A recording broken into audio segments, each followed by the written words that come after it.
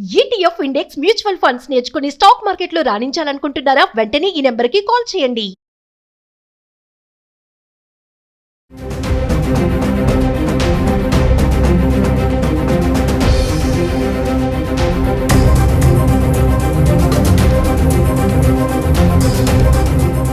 నమస్తే, welcome back to Suman TV. Present మనతో పాటు ఉన్నారు motivational speaker, public speaker, family counsellor Rajani Ramma గారు. నమస్తే మ్యామ్. నమస్తే నవీన.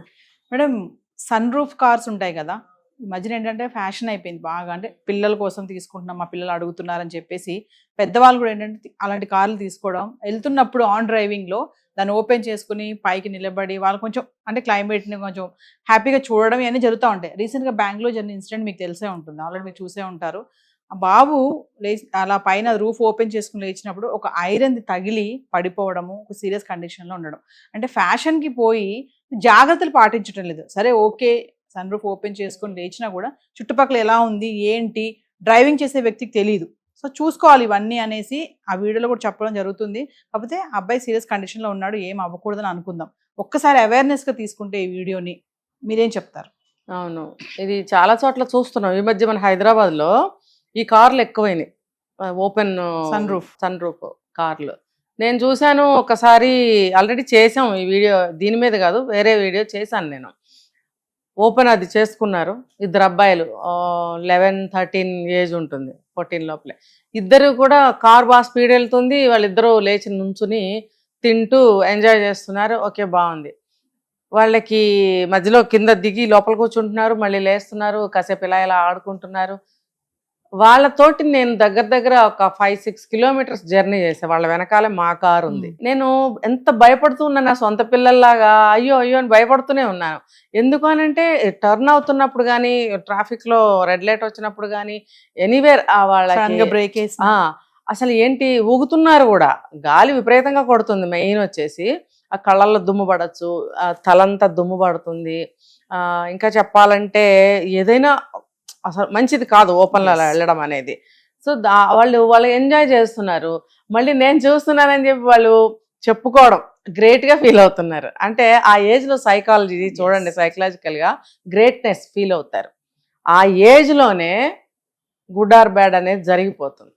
ఇప్పుడేంటి, మేము ఎంత గొప్పగా ఉన్నాం, వాళ్ళు మా వైపే చూస్తున్నారు అనే ఒక గ్రేట్నెస్ ఫీల్ అయిపోయి అది ఒక ప్రౌడ్ వచ్చేస్తుంది వాళ్ళకి. అంటే ఏంటి, ఇక్కడ ఎవ్వరికీ లేదు ఇలాంటి కారు, మాకే ఉంది, మేమేం వెళ్తున్నాం, అందరూ మా వైపు చూస్తున్నారు అనేటువంటి ఒక గర్వం వచ్చేస్తుంది వాళ్ళకి. వచ్చేసినప్పుడు ఏమవుతుందంటే అది మనసులో ఉండిపోతుంది చిన్న వయసులో. ఆ పెద్ద అయ్యే వరకు ఏమవుతుందంటే అది ప్రతిదీ అట్లా లగ్జూరియస్గా అనుభవించాలి అనే బీజం పడుతుంది వాళ్ళకి. చిన్నప్పటి నుంచి కనిపిస్తాయి లక్షణాలు. అంటే ఇప్పుడు నేను చెప్పిన దాంట్లో పిల్లలకి ఏమీ తెలియకపోవచ్చు, కానీ తల్లిదండ్రులకు తెలుసు కదా. తల్లిదండ్రులకు తెలిసినప్పుడు ఈ ఏజ్ పిల్లలు పేరెంట్స్ అంటే మరీ చిన్నవాళ్ళు ఏం కదా, 40+ అన్నా ఉంటుంది వాళ్ళకి. వాళ్ళు ఏం చిన్నపిల్లలు కాదు, వాళ్ళకి అర్థం అవ్వాలి కదా. పిల్లలకి మనం ఎంత లగ్జరీస్ చూపించకూడదు, వాళ్ళకి నీడ్స్ మాత్రమే ఇవ్వాలి. ఎంజాయ్ చేయటం తప్ప, డబ్బులు ఉన్నాయి చేస్తాం, ఓకే చెయ్యండి, కానీ వాళ్ళు ఎలా వ్యక్తులుగా తయారవుతారనేది మీరు ఇప్పుడు ఊహించలేరు. ఆ ఊహించని రోజు ఒక రోజు వస్తుంది. ఏది, వాళ్ళు పెద్దవాళ్ళు అయిపోయి ఒక వ్యక్తిత్వాన్ని సంతరించుకున్నప్పుడు వాళ్ళ బిహేవియర్స్ ద్వారా మీకు అర్థమవుతుంది వాళ్ళు ఎలా తయారయ్యారనేది. అంటే దీని ఒక్కదాని వల్ల తయారవుతారంటే కాకపోవచ్చు, ఇంకా చాలా జరుగుతాయి, ఇలాంటివే జరుగుతాయి అన్నీ కూడా. వాళ్ళకి జరిగినప్పుడు పెద్ద అయిన తర్వాత వాళ్ళు అలా వ్యక్తులుగా తయారైనప్పుడు పేరెంట్స్గా ఫస్ట్ సఫర్ అయ్యేది మీరే. ఎందుకంటే వాళ్ళన్నీ కూడా ఆ రేంజ్లోనే అడుగుతూ ఉంటారు. వాళ్ళు బాగా చదువుకుని పెద్ద జాబ్ కొట్టి వాళ్ళు సంపాదించుతారో లేదో తెలీదు. సంపాదిస్తే ఓకే, సంపాదించలేదు అని అంటే అప్పటి వరకు మీరే ఇస్తూ ఉండాలి. అంటే మీరే ఇవ్వాలి, మీ నుంచే అడుగుతారు. వాళ్ళు బద్ధకస్తులుగా తయారవుతారు, ఇంకా ఉన్నది అనుభవించడానికి అన్నట్టు తయారవుతారు. మాకేంటి మేము రాజాబాబులు అనే ఫీలింగ్ కూడా వస్తుంది. ఇదంతా కూడా ఊహాగానం కాదు, ఇదంతా ఎక్స్పీరియన్స్డ్. నేను చూశాను కళ్ళతోటి, ఇలాంటి సంఘటనలు ఎన్నో చూశాను కాబట్టి రియల్గా చెప్తున్నా. సో ఈ కార్ అనేది ఎంత డబ్బున్నా సరే, అది ఎప్పుడంటే ఒక ట్రిప్కి వెళ్ళినప్పుడు సరదాగా ఆ ఏరియా చూసుకుని మనం పిల్లల్ని తీసుకుని వెళ్ళి కాసేపు అందరూ సమానంగా ఎంజాయ్ చేసామన్న భావన వాళ్ళకి కలిగించగలగాలి. అమ్మా నాన్న నేను తమ్ముడు అందరం సమానంగా ఎంజాయ్ చేసామన్న ఫీలింగ్ కలిగించాలి, కానీ మాకు ఇది ఉంది అనే ఫీలింగ్ కలిగించకూడదు వాళ్ళకి. ఇంకోటి ఏంటంటే, ఇప్పుడు ఈ కేసులో ఆ బాబు పాపం భయంకరమైన దెబ్బ తగిలింది. ఇప్పుడు ఆ పిల్లాడి పరిస్థితి ఏంటనేది ఊహించలేకుండా ఉన్నాం. ఆ అబ్బాయికి తొందరగా కోలుకుని నార్మల్ అయ్యి మళ్ళీ స్కూల్కి వెళ్ళి చదువుకోవాలని భగవంతుని ప్రార్థిస్తున్నాను. అయితే ఇప్పుడు కొన్ని కొన్ని కాలనీస్లో కూడా చూడండి, ఇలా ఇలా ఈ హైట్లో ఒక 11-12 ఫీట్ హైట్లో ఐరన్ రాడ్స్ ఉంటాయి. అది కంట్రోల్ అన్నమాట, కాలనీలోకి గబుక్కన హెవీ ట్రక్స్ రాకుండా అలాంటివి పెడుతూ ఉంటారు. పెట్టినప్పుడు ఇలాంటి బళ్ళు వెళ్ళినప్పుడు కాషియస్గా ఉండాలి కదా, ప్రికాషన్ తీసుకోవాలి కదా. ఒక కాలనీస్లోనే అని కాదు, ఎక్కడైనా ఉండొచ్చు అలాంటివి. అలాంటిదే కాకపోతే కరెంటు తీగలు కావచ్చు, లేదా పతంగులు ఎగరేస్తూ ఉంటారు రోడ్ల మీద, ఆ సన్నటి కొయిని దారాలు ఉంటాయి, అవి మహా డేంజర్.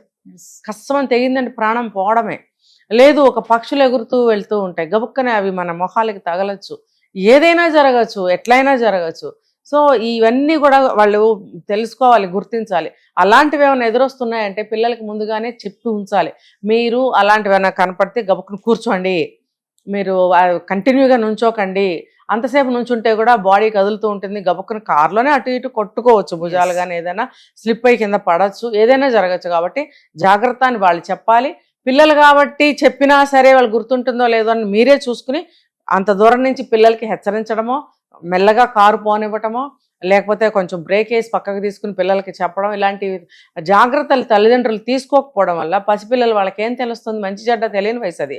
సో అలాంటి ప్రమాదాలు జరిగిపోతాయి.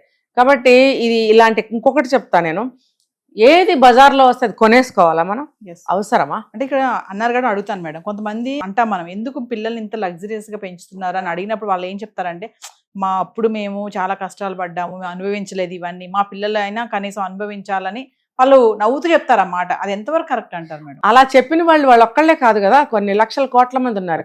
పాత సినిమాలు తీసుకున్నట్టయితే హిందీ కానీ తెలుగు ఏ మూవీ అయినా ఓపెన్ కార్లు ఉండే, పడవల్లాగా ఉంటాయి ఆ కార్లు అనే బుక్స్లో రాయటం కూడా అలా రాసేవారు. సో అప్పుడు అందరము కూడా అలాంటివి చూసున్నాం. అప్పుడు కాకపోయినా తర్వాత ఇప్పుడు కూడా మూవీలు పెట్టుకుంటే వస్తాయి. అంత మాత్రం చేత మనం ఆ కార్ ఎక్కేయాలి, కొనేసుకోవాలి అనిపిస్తుందా? ఎంతమందికి అనిపిస్తుంది? అనిపించింది అంటే వాళ్ళు స్పెషల్ మెంటాలిటీ అన్నమాట, వాళ్ళ స్పెషల్ థాట్స్ అన్నమాట వాళ్ళకి.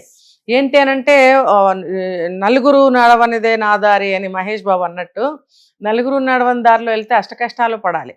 అందరూ నడిచే దారిలో నీట్గా ఉంటుంది, రాళ్ళు ముళ్ళు పాములు జర్రెలు లాంటివి ఉండవు. ఎవరు నడవని దారిలో వెళ్తే అవన్నీ ఉంటాయి. కాబట్టి ఎవరు నడవని దారిలో వెళ్ళకూడదు, అందరూ నడిచే దారిలో వెళ్తే సేఫ్ అన్నమాట. సో ఏది కనపడితే అది కొనేసుకోవాలి. అప్పుడు మేము అనుభవించలేదు, మేమే ఏమ్మా నువ్వు అది అనుభవించకపోతే ఏమైంది? ఇప్పుడు కారే కదా, ఓపెన్ దాంట్లో ఎక్కాలా? ఇప్పుడు ఫ్లైట్లో ఆకాశంలో వెళ్తున్నాము, బయటికి వెళ్ళి గాలిలో చూడాలంటే ఎలా ఉంది ఆ విషయం? ఇది కూడా అంతే, నువ్వు కారులో వెళ్తున్నావు, ఇంకా మళ్ళీ ఓపెన్ చేసుకోవాలన్న ఆశ ఎందుకు నీకు? అంటే మనిషికి ఏదైనా ఇంత దొరికితే అంత దొరికితే తృప్తి పడడు, ఇంకా ఇంత కావాలంటాడు. అదే అక్కడే వచ్చింది ఆ ఆశ అనమాట, అత్యాశకు పోతే ఏమవుతుంది, ఉన్నది పోతుంది. ఇప్పుడు పిల్లాడు వస్తాడా మళ్ళీ తిరిగి, ఒకవేళ ఏదన్నా అయితే ఎంత చేతులారా చేస్తున్నట్టే కదా. అప్పుడు ఆలోచించుకోవాలి, ఒకప్పుడు నేను అనుభవించలేదు, నా పిల్లలకి ఇస్తే ఏమైంది అనే ఒక బుద్ధి అప్పుడు వస్తుందేమో. కానీ ఏదైనా చేజారిన తర్వాత తిరిగి రాదు. అంటే పేరెంట్స్ కూడా కొంచెం జాగ్రత్తగా ఉండాలి. ఓకే, ఓపెన్ రూఫ్ కార్స్ ఉండొచ్చు, ఎంజాయ్ చేయండి, కాకపోతే చుట్టుపక్కల పరిసరాలు కూడా చూసుకుంటూ ఉంటే బాగుంటుంది. అది కూడా ఏంటంటే నిత్యం తరచుగా ఎక్కడికి ఎందుకు వెళ్ళాలి, పిల్లల్లో చదువుకోవాలి, మంచి విషయాలు తెలుసుకోవాలి అనేటువంటి సామాజికమైన విషయాల మీద ఇంట్రెస్ట్ లేకపోగా ఇలాంటి లగ్జరీస్ మీద పెరిగిపోతూ ఉంటుంది అనమాట.